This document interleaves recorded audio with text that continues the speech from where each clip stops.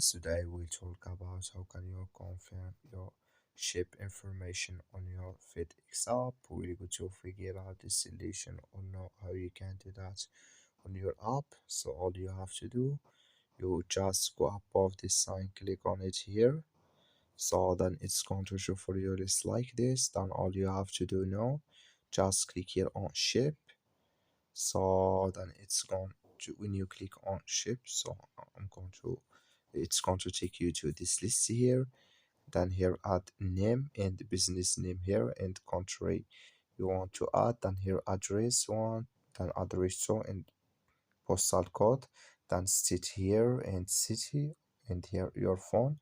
So then here you add your extensions here in your email. Then here if you want to save as to sender, then you click on continue here, then it's going to add with you.